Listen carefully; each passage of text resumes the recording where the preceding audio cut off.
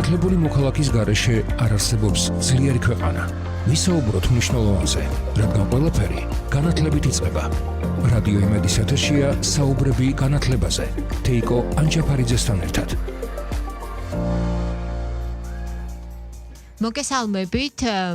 რადიო იმედის ახალ სეზონზე იწყება გადაცემა საუბრები განათლებაზე და ტრადიციულად ჩვენ ყოველ სამშაბათს 14 საათსა და 15 წუთზე ვსაუბრობთ იმაზე, რაც ყველაზე მნიშვნელოვანია და ვსაუბრობთ განათლების თემაზე, ვსაუბრობთ განათლების სფეროში მიმდინარე მოვლენებსა და აქტუალურ თემებზე და დღეს, რა თქმა უნდა, ჩვენი საუბარი შეეხება ახალ სასწავლო წელს და ჩვენი სტუმარი არის ლალი კალანდაძე, განათლებისა და მეცნიერების სამინისტროს ზოგადი განათლების მართვისა და განვითარების დეპარტამენტის უფროსი. ძალიან დიდი მადლობა, რომ ხართ ჩვენი გადაცემის სტუმარი. ვიცით, რომ ძალიან დატვირთული გრაფიკი გაქვთ და მიუხედავად ამისა, რომ გამონახეთ დრო. მადლობა კიდევ ერთხელ სტუდიაში მოგზაურობისთვის. მოგესალმებით, დიდი მადლობა მოწვევისთვის და დიდი მადლობა ამ თემით დაინტერესებისთვის.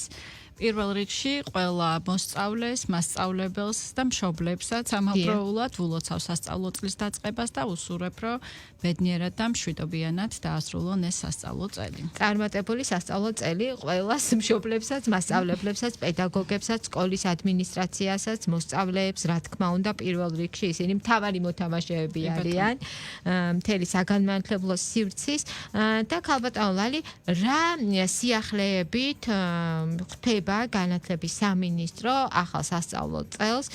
ვიცით, რომ 55,000-ზე მეტი პირველ კლასელი იყო წელს მიღებული, თუნდაც ეს რიცხვი ხომ, ხოლო და ეს რიცხვი საკმარისია იმის აღსაქმელად, თუ რა მასშტაბზე გვაქვს საუბარი და ერთდროულად რამდენიმე მიმართულებით არის ხოლმე მნიშვნელოვანი სამუშაო გასაწევი. კი ბატონო, ეს რიცხვი მზარდია, თან რაც ძალიან სასიხარულოა.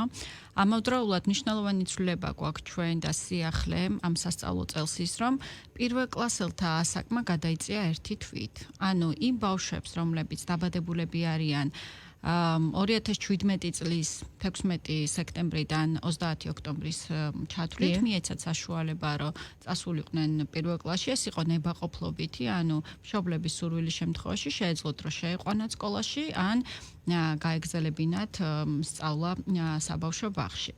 და აქედან გამომდინარე ჩვენ კიდევ დაახლოებით 4,000-მდე მოსწავლეს მივეცით ამის საშუალება და 4,000-მდე მოსწავლე დაგვემატა, ესე ვთქვათ, რაც ბუნებრივია მოითხოვს გარკვეულ ადმინისტრაციულ და ლოჯისტიკურ დამატებით მოქმედებებს. დამატებული იყო სასწავლო ბუკები, რომლებიც პირველკლასელებს გადაეცემათ, ასევე არა მხოლოდ პირველკლასელებს, არამედ მათ დამრიგებლებს. დამატებით სკოლებისთვის მნიშვნელოვანი იყო, რომ ახალი ბავშვებისთვის და ახალი კლასების შემქმნის შემთხვევაში აიყვანათ ახალი მასწავლებლების შესაბამისად დაწყებითი საფეხურზე არაერთი ახალი მასწავლებელი დაგვემატა და შევიდნენ წელს პირველად სკოლაში.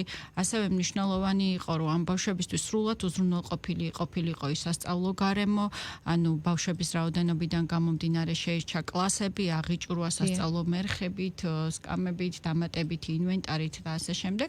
შესაბამისად, ესეთი ტიპის სამუშაოები იქნა ჩატარებული. გარდა ამისა, ძალიან მნიშვნელოვანია, რომ ინფრასტრუქტურული პროექტები მიმდინარეობს, მოგეხსენებათ თქვენ, 1 მილიარდი ლარის ღირებულების ინფრასტრუქტურული პროექტები მიმდინარეობს პრემიერის ინიციატივით და ეგ არის ძალიან მასშტაბური პროექტი. მინდა აღვნიშნო, რომ მსგავსი მასშტაბის პროექტი ფაქტიურად არ განხორციელებულა. საქმე ეხება 800 სკოლის მშენებლობასა და რეაბილიტაციას და აქ არ არის საუბარი რაღაც მცირე რეაბილიტაციებზე. ძალიან მასშტაბური რეაბილიტაციებია, ანუ ფაქტიურად ჩვენ გვიხდება სკოლის სრული რეაბილიტაცია. ამ მიმართულებით მუშაობს როგორც განათლებისა და მეცნიერების სამინისტროს ინფრასტრუქტურის სააგენტო, ასევე მუშაობს ინფრასტრუქტურის სამინისტროს მუნიციპალური განვითარების ფონდი. და მიმდინარე წელს 22-23 სასწავლო წელს 9 ახალი სკოლა აშენდა და დაახლოებით ჯამურად 400-მდე სკოლის რეაბილიტაცია განხორციელდა. თუმცა გარდა იმისა, რომ ბუნებრივია ეს ძალიან პოზიტიურია და ძალიან კარგი მოვლენა, საბოლოოდ ყველა სკოლის რეაბილიტაცია 2027 წლის ბოლოსთვის დასრულდება. აქვე უნდა აღინიშნოს და ალბათ მშობლებს უნდა მივმართოთ პირველ რიგში. ეს სრული რეაბილიტაცია საჭიროებს ხშირ შემთხვევაში მოსწავლების გადაყვანას მეზობელ სკოლაში. ეს ხდება როგორც თბილისში, ასევე რეგიონებში და ამ დროს გარკვეული დისკომფორტები იქმნება. სამინისტრო მზად არის, რომ მშობლებს ამ შემთხვევაში შესთავაზოს სრული მხარდაჭერა. სრულ მხარდაჭერაში ვგულისხმობ მოსწავლეთა ტრანსპორტირებას, ვგულისხმობ სასწავლო გრაფიკის აწყობას, ისე რომ არ დაზარალდეს არც მოსწავლე, არც მასწავლებელი და ბუნებრივია მშობლებმაც მაქსიმალურად ასე ვთქვათ. ანუ ამ შემთხვევაში დაუდგეთ ამ პროცესს. ამ შემთხვევაში ხდება მხოლოდ შენობის შეცვლა, მასწავლებელი იგივე არის, ხო, ანუ ყველაფერი დანარჩენი იგივე, გარდა ამისა, ანუ ეს გარკვეული ტიპის დისკომფორტი, ვთქვათ, შენობის ცვლასთან დაკავშირებით გარკვეული პერიოდის განმავლობაში არსებობს. კი ბატონო, ეს დისკომფორტი ნამდვილად არსებობს. მუდმივი კომუნიკაცია არის მშობლებთან და მათ შორის სკოლის ადმინისტრაციასთან და სკოლის ადმინისტრაცია ვალდებულია, რომ გაითვალისწინოს აუცილებლად მშობლების მოთხოვნაც. თან რა თქმა უნდა განსაკუთრებით ეს უფრო ართულებს, როდესაც ამ პროცესს, როდესაც რამდენიმე დაუშვათ სკოლის მოსწავლე ყავს, რამდენიმე ბავშვი დადის ერთი ოჯახიდან და შეიძლება სხვადასხვა ცვლებში მოუწიოთ სიარული, თუმცა ან ჩვენთვის მნიშვნელოვანია, რომ ეს პროცესი ვმართოთ. ამავდროულად რამდენიმე ტიპის შეფერხებაც, ასე ვთქვათ, ხანდახან ხდება ხოლმე, როდესაც ინფრასტრუქტურულ პროექტებზე ვსაუბრობთ, რომ იქ სატენდერო პირობები ირღვევა დაუშვათ და აი წელს პირველად გადაიხედა, ეს იყო მინისტრის ინიციატივა, რომ გადახედილიყო ყველა სატენდერო ხელშეკრულება, შესაბამისი ზომები მივიღეთ იმისთვის და დაჯარიმდნენ დაუშვათ ის კომპანიები, ვისაც გარკვეული დარღვევები ჰქონდა. აქედან გამომდინარე, აი ახალი კონტროლის და ეს მართვის მექანიზმი შემუშავებულია იმგვარად, რომ მაქსიმალურად უმოკლეს ვადებში დასრულებული იყოს ყველა ის პროექტი, რომელიც მიმდინარეობს და ყველა ის პროექტი, რომელიც დაგეგმილი არის სამომავლოდ. როგორც ვთქვით, 27 წლის ბოლომდე უნდა დასრულდეს 800-ვე სკოლის მშენებლობა და რეაბილიტაცია. მუდმივი მონიტორინგი სკოლის შენობების და ვთქვათ რაღაცა ნაწილობრივი სამუშაოები, სადაც საჭიროა და აუცილებელია ამის შესახებ არაერთხელ განაცხადა სამინისტრო.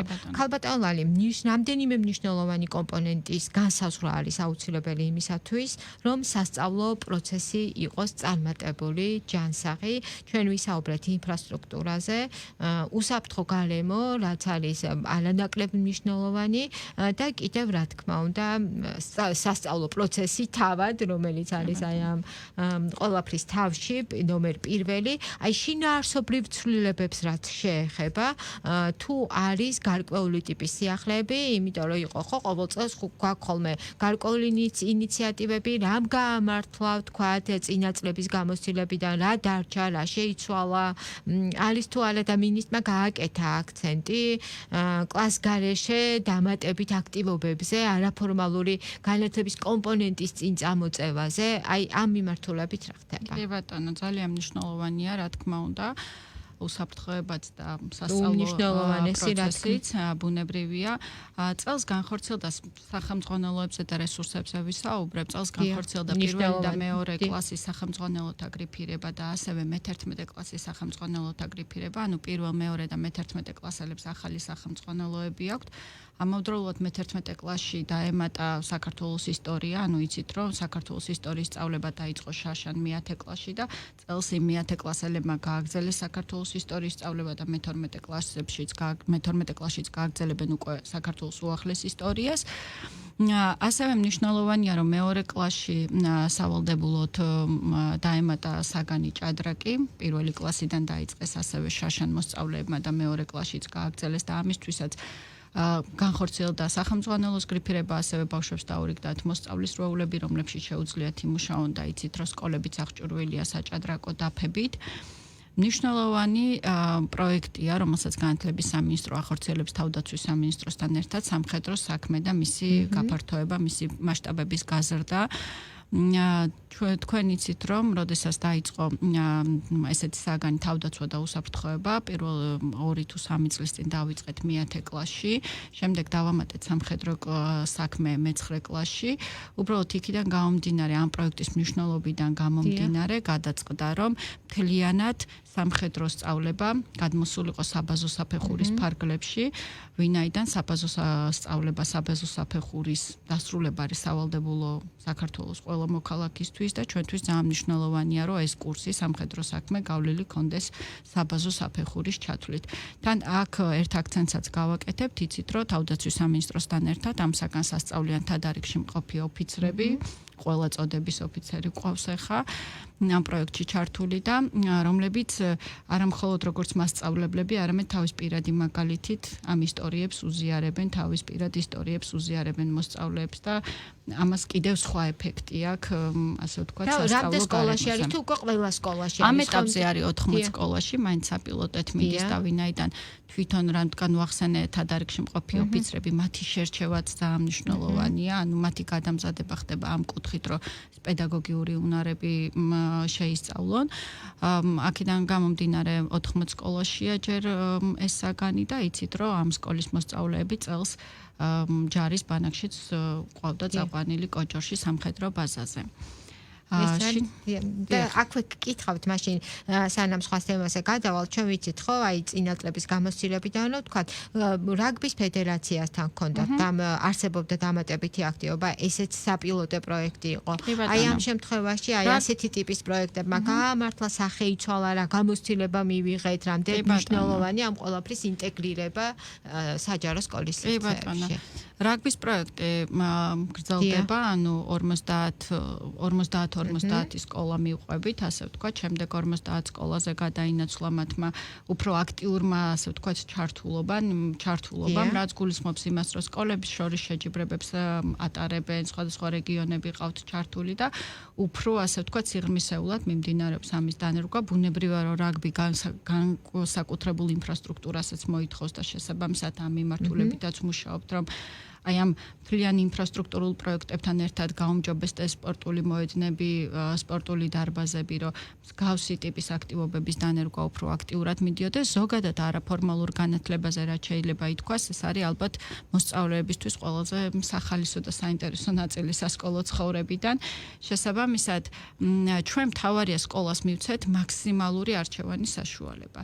როდესაც რაგბზე ვსაუბრობთ, სხვადასხვა სპორტის არჩევის საშუალება გქონდეს, როდესაც ვსაუბრობთ არც ხელოვნებაზე, მაგალითად გქონდეთ საშუალება, რომ არჩიონ და დანერგონ თავისთან დაიწყო როგორც გუნდები, ასევე ცეკვა, სიმღერა, ხატვა და ხელოვნების სხვადასხვა დარგები. ანუ სამინისტროს მთავარი ამოცანა არის, რომ სკოლებს მისცეს მაქსიმალური თავისუფლება, რომ მათი მოსწავლეების ინტერესებიდან გამომდინარე ნებისმიერი მიმართულებით არაფორმალური კურსი შემოიტანოს. სხვათა შორის ძალიან მნიშვნელოვანი და ბოლოდროინდელი აქტუალური არის ზედასაფეხურზე მეწარმეობის უნარების განვითარება. რამდენიმე სკოლამ დაიწყო და რამდენიმე საერთაშორისო კონკურსშიც მიიღო მონაწილეობა და მეწარმეობა, ლიდერული უნარების განვითარება.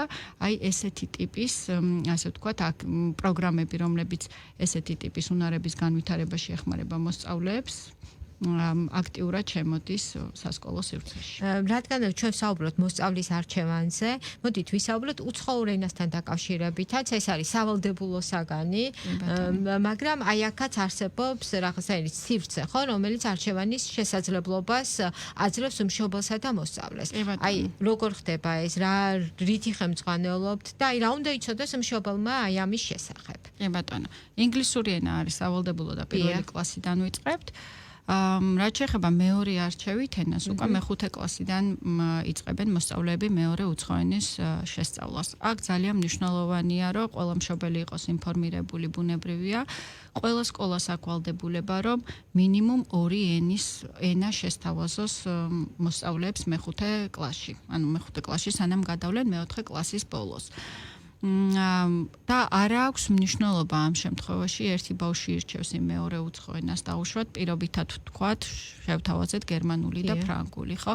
შეიძლება კლასი გაიყოს და 7 ბავშვს უნდოდეს გერმანული სწავლა და დანარჩენ 14-ს უნდოდეს ფრანგული შესწავლა, ხო? სკოლა ვალდებულია, რომ დააკმაყოფილოს ორივე ჯგუფის მოთხოვნა ამ შემთხვევაში, ან თუ არის რამდენიმე პარალელური კლასი და ერთი რაღაც მეხუთე A კლასიდან უნდა მხოლოდ 2 მოსწავლეს, ეს 2 მოსწავლე დააკომპლექტოს სხვა პარალელების მოსწავლეებთან, ისე რომ ეს არჩევანის თავისუფლება შეუნარჩუნოთ და მაქსიმალურად დაუკმაყოფილოთ.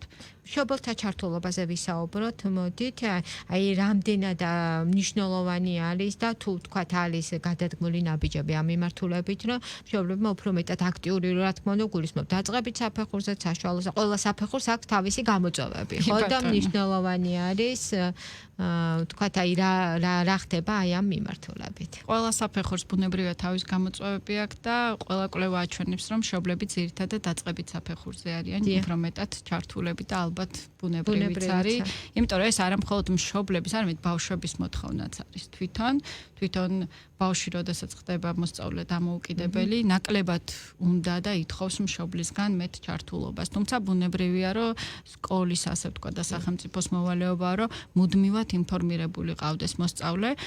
აქ ძალიან მნიშვნელოვან როლს ბუნებრივია პირველ რიგში დამრიგებლები ახორციელებენ, იმიტომ რომ მათ აქვთ უშუალო კავშირი მშობლებთან და თავარი არის, რომ მშობელი ინფორმირებული იყოს სრულად, რა პროცესები მიმდინარეობს სკოლაში, რა გარემოში სწავლობს მოსწავლე, თუ ამჩნევს ასე ვთქვათ, ან სკოლაში ნებისმიერი თანამშრომელი, ამას არ აქვს მნიშვნელობა, დამრიგებელი იქნება მასწავლებელი, მანდატური იქნება ეს თუ ნებისმიერი ადმინისტრაციული პერსონალი, თუ ხედავთ, რომ დაუშვათ რაღაც რისკია სიტყვაზე ვიძახი და რაღაც სხვა პრობლემის წინაშე შეიძლება ბავშვი იდგეს, აუცილებლად უნდა ჩავრთოთ მშობლების, შესაბამისი სამსახურები. რაც შეეხება მშობელთა ინფორმირებულობას, მნიშვნელოვანია, რომ იცით ელექტრონული ჟურნალი ინერგება, დაახლოებით 2 წელია და მუდმივი განვითარება ხდება, სადაც მშობელს შეუძლია, რომ მობილურ ტელეფონშიც გადმოტვირთოს ელექტრონული ჟურნალის აპლიკაცია და იქადევნოს თვალი მოსწავლის პროგრესს, დავალებებს, უკავშირს მასწავლებლის განმავითარებელ შეფასებას. ამიტომ ჩვენ მაქსიმალურად ვცდილობთ, რომ ეს არხები და წყაროები, ასე ვთქვათ, გავხსნათ და ბუნებრივია, ახლა ცალკე ამბავია ის, რომ საინფორმაციო კამპანია, რომელიც მიმდინარეობს ზოგადად მშობელთა ჩართულობაზე, ბუნებრივია ის უკვე პირდაპირ მშობლებზე არის მიმართული, რომ მაქსიმალურად უზრუნველყოფილი იყოს მათი ჩართვა სასკოლო ცხოვრებაში. ჩვენი დრო სამწუხაროდ იწურება და არ შემიძლია არ კითხოთ ერთ-ერთი ახალი ინიციატივის შესახებ, ეს არის მასწავლებლის ჯილდო. საინტერესოა. ვის შეუძლია ჩართვა და აი რა არის მთავარი მიზანი, აი რა არის მთავარი შედეგი, ხო? აი როდესაც ასეთი ტიპის პროექტები იწყება ხოლმე, აი პირველი კითხვა ხო, რომელიც უჩნდება საზოგადოებას, რა იქნება, როგორ იქნება და რა შედეგზე ველოდებით გასვლას. კი ბატონო, კითხვა ალბათ რომ რატო გვინდა მასწავლებლის ეროვნული დღე რო დაწესდეს ქვეყანაში, ანუ ასე ვთქვათ, ფაქტიურად ეს კითხვა არ არსებობს, იმიტომ რომ მასწავლებელი ერთ-ერთი წამყვანი და ძირითადი პროფესია თითოეული ჩვენთაგანისთვის, ხო და ყველამ ვიცით თუ ჩვენ საკუთარ თავზე გვაქვს გამოცდილი რა როლი და რა მნიშვნელობა შეიძლება ქონდეს მასწავლებელს თითოეული ჩვენთაგანის ცხოვრებაში და ჩვენი შვილების ცხოვრებაში. ამიტომ ძალიან დიდი მნიშვნელობა აქვს იმას, რომ სახელმწიფოს მხრიდან ეს სწორად იყოს დაფასებული და საზოგადოების მხრიდან ეს სწორად იყოს აქმული. 27 ოქტომბერს დაწესდა მასწავლებლის ეროვნული დღე, იაკობ გოგებაშვილის დაბადების დღე იყო შერჩეული. სპეციალურად ხვალ იწყება განაცხადების მიღება, მადლობა რომ ეს საკითხი წამოწიეთ, იმიტომ რომ ხვალ იწყება განაცხადების მიღება და გაგრძელდება 30 სექტემბრის ჩათვლით.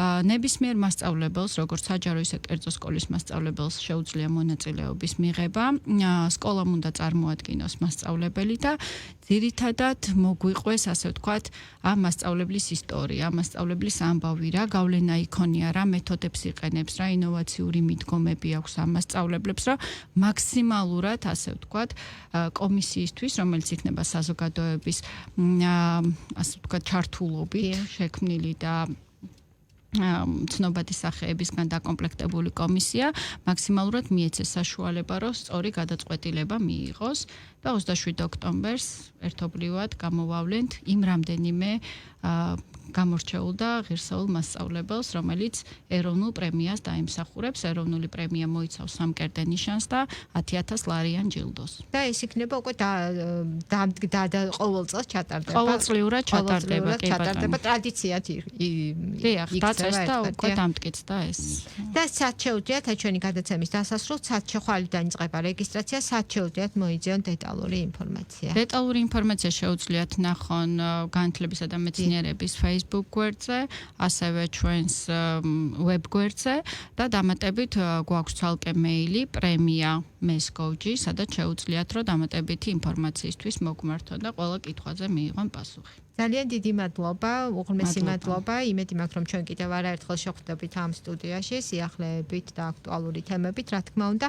ლალი კალანდაძე, განათლებისა და მეცნიერების სამინისტროს ზოგადი განათლების მართვისა და განვითარების დეპარტამენტის უფროსი იყო ჩვენი გადაცემის სტუმარი.